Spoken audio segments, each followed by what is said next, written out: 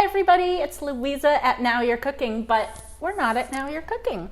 We are in Harpswell at my friend Kathy's house. Hi. This is Kathy. And we're going to make a dish, or at least we're going to prep it, and then we're going to talk about packing your cooler for a long stint on a boat or camping or whatever you might need a cooler for if you don't have a fridge on your boat or your camper or whatever. Before we get to that, next week we are going to be making makluba. I'm going to be doing that with Sarah Berkowitz, who works at the store with us, and she spent her spring semester in Jordan, and this is a Palestinian, I believe, meal. It's rice and fried veggies and chicken, and it's delicious. Makluba means upside down in Arabic, so now you speak Arabic fluently. You cook it in a Dutch oven and then flip it over and take the Dutch oven off. So that's why it's called upside down. And so we may be doing more of these out of the office, out of the store kitchen videos, because we may be making some changes that you will have to stay tuned for. But anyway, pay attention because we may be out and about in all kinds of different kitchens coming up in the next month or two. So hi, Kathy. Hi. So you're an avid boater. I am. And camper. Love it. Love it. Awesome. And so Kathy is great about packing coolers, and so that you're having actual real meals and not just like peanut butter sandwiches and hot dogs on your boat. So let's get started with the recipe first. Okay. Does that sound good? Mm-hmm. So we're going to be making a pork marinade that is from Food and Wine Magazine, right? Mm-hmm. And so what are we going to do? What do you have here? Okay. Basically, all the ingredients are here, and I'm just going to go through what they are, pour them all together, whisk them up, and put them on the pork. So awesome.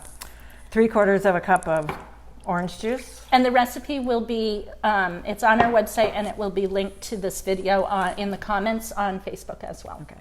And it's 2 tablespoons of tomato paste. And you've been making this recipe for a long time. A couple years, yeah. And it's always a winner. It's so good. I've had it. It's fabulous. 2 tablespoons of Dijon mustard. And it's the kind of recipe that if you don't have the exact ingredients, you can just versatile. Kind of play with it. It calls for 3 cloves of garlic. If you don't like garlic, put less. If you like more, put more. I love garlic. I'd put more. And then it calls for a Fresno chili, which is a New Mexico chili, which I can't find here. Are they wicked strong? They are milder than a jalapeno. Okay. So I just used a red jalapeno. And you guys like spice anyway, so yeah, the spicier you're not the bothered better. by it. But again, if you're not a big spice person, don't put it in, or use a half a jalapeno, whatever you need to do. And then it's 2 tablespoons of brown sugar, 2 tablespoons of Worcestershire, and 1 tablespoon of smoked paprika. Very nice. If you don't like smoked, you can do half, or I even like to put a little extra. I love smoked paprika. And then you just whisk it up. And it's also fat-free. That's really no nice. oil. I love that about it. Where is your pork? Is it in the fridge? It's in the fridge. Sorry, Heather, I'll try not to pull you away. You're good.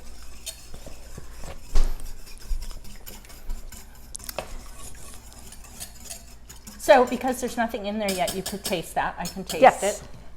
It's not going to be that strong of spice yet because it won't have happened, but that's really nice. You get the smokiness of the paprika, but the orange juice, there's really some comes sweetness through. in there, but that is beautiful. So this is a stasher, which is a really high quality silicone Ziploc bag. And this is a pork, I think the recipe calls for 3 pork loins, but we have 1 here, and we are just going to put the sauce in here. That's probably just that much because you're not doing the whole. Yeah, just pour it all. Pour it all in there, Kathy. Be generous. Okay. Okay. So, and then we're going to seal it, and we're going to get some of the air out of here. And then you can massage it if you want to. So this is going to go in the freezer now? Yes. So why is it going in the freezer? Just because when I go camping or boating, I like to keep everything as cold as possible for longevity, and I just feel better about having things frozen. Yeah. Keeps it cold, and it's just... And it helps keep everything else cold. Yeah. So what are some of your other ideas for that? So when you pack your cooler, you're taking... So step one, you make a menu. Mm-hmm. And then what do you do from there? Then I make a list of all the ingredients I'm going to use, and then as I pack the night before, I'll pack the dry goods, and then and what I really like to do, if you have the room, separate out everything you're taking on your trip from all the rest from everything else, whether it be, and you'll have frozen items and refrigerated items, and so then and check your list as you're packing the next day. And make your list and check it twice, like Santa. And you also want to pack, if you can, in order of the foods you're going to eat. So the foods you're going to eat first would be on top. You don't want to have to go digging through a refrigerator on a boat or your cooler. It's letting out pressures there, and cold. You don't want to do that. And so we were also talking earlier about, like, if you're doing seafood, you maybe want to use that towards the beginning of your trip because it's not going to stay as frozen. Anything that's perishable. Yes. And then, do you bring ice cubes? How do you keep everything cold? I freeze mostly gallon jugs of water, and you can use quarts, probably even pints. Depending on what your size of what you're using it for, or where you want to stick it in. And they're so much better than buying the commercial ice blocks. Yeah. And then when you're finished with them, you have potable drinking water. Right. So as they thaw out, you have nice cold drinking water, so you don't have to rely completely on your water tanks in your boat, or if you're camping, you might not have that much room for water. So this is going to go in the recipe. It says to refrigerate it, I think, overnight. Mm-hmm. But this is going to go into the freezer. And then as it thaws out on the boat, this might go on the grill, or you can pan fry it. Yeah, we'll probably grill it. Yeah. So you just salt and pepper it, grill it on all sides, and then I think internal temperature of 135. Perfect. And then the sauce. Oh, the sauce, yeah. You can reserve the sauce and boil it. I think the recipe says 5 to 10, but I like to do it longer. Yeah. I'd say 20. And you also want to reduce it a little bit. Yeah. And it's really delicious on the meat. If you have potatoes, it's good on potatoes. It's good on vegetables. The recipe calls for pork, but I like it on chicken. I guess you could try tofu. Tofu would be great if you're vegetarian. Seafood, shrimp would be great. Yeah. So. But do make sure that if you are going to use the marinade as a sauce, make sure that you boil it for a bit, because it's had raw meat in it, and you don't want that. If you're making tofu, you're probably okay, but you still want to reduce it a little bit, thicken it up a little bit. Cool. So this is a stasher, which I am very happy to say Kathy has just recently discovered, and she's in love. I'm in love with them for a couple of reasons. It's also the room. They take up a lot less room, weight. They're flat. Once it's frozen, you could even stand it up on its own. And I think it's just easier to fit into wherever you need to fit it into. Yeah.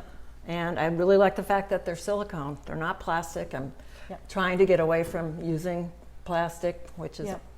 So, and it's just really easy to wash. It can go in the dishwasher. Obviously, probably you don't have a dishwasher on your boat or in your camper, but when you get home, or you can wash them just in hot soapy water, and they come really clean.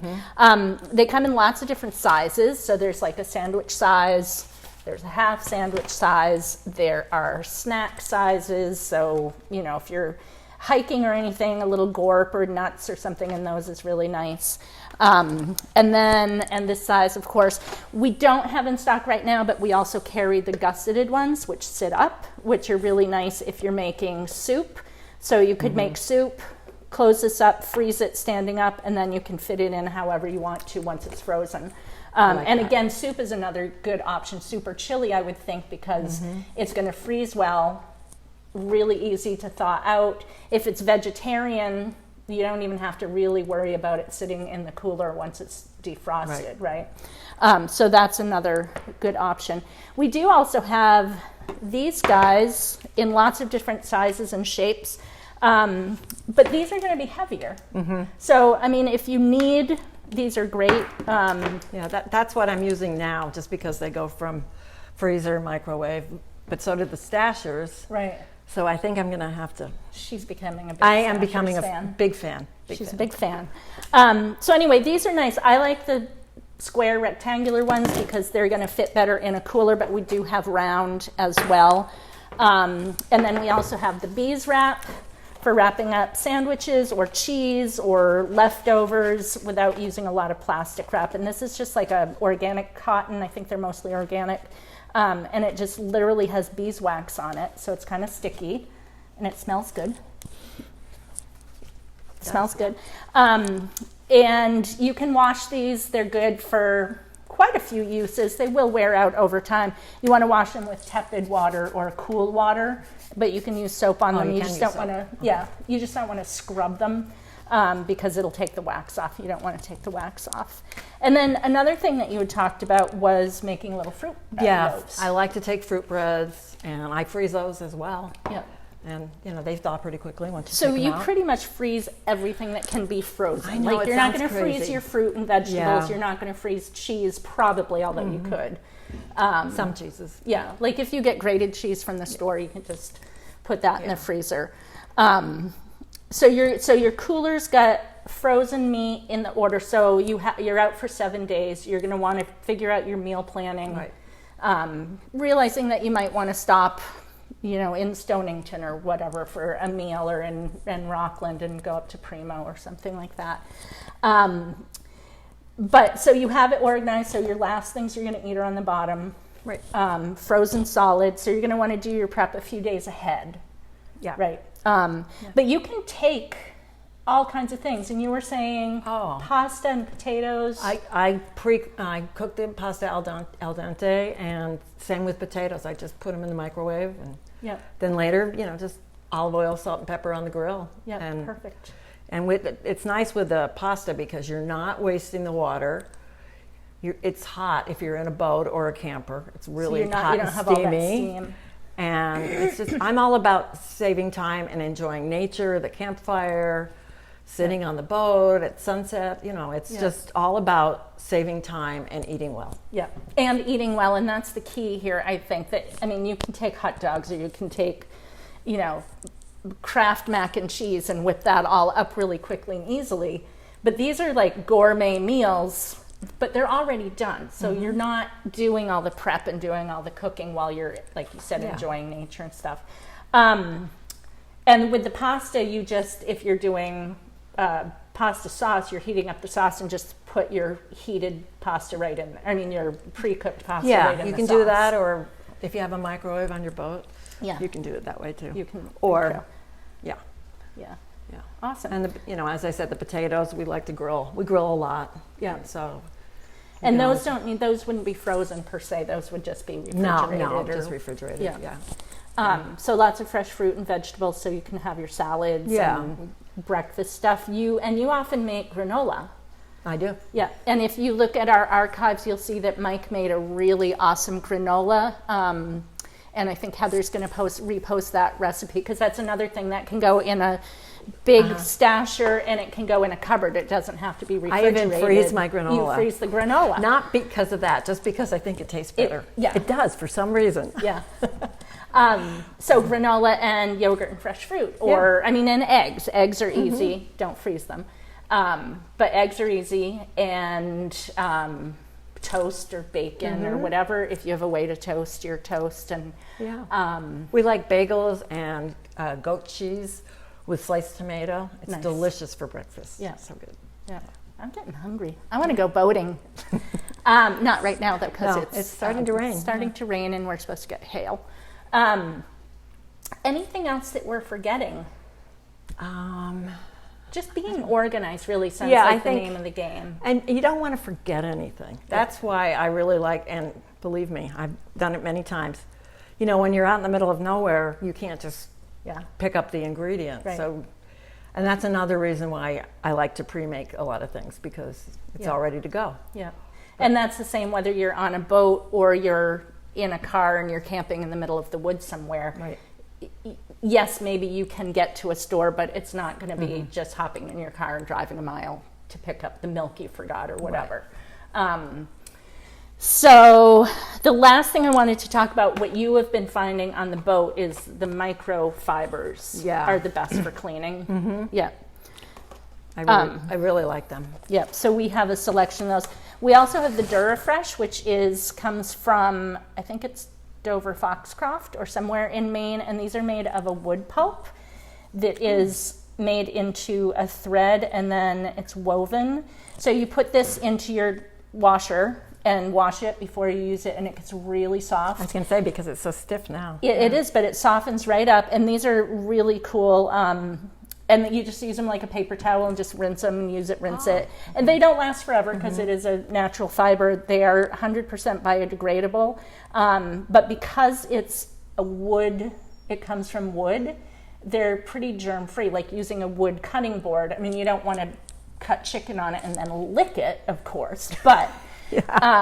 no, you don't. You don't want to do that. Don't do that, Kathy. Okay, thanks for letting me know. But the wood does something to germ. It's anti-germy. That's a great idea, because on the boat we go through so many paper towels. And then there's friends that make you cut them in half. Yes. Not me. So anything else that we should talk about?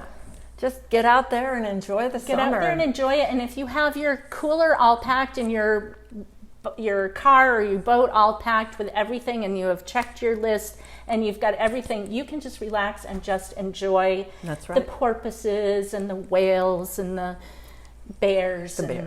Whatever. Not in the boat. That would be camping.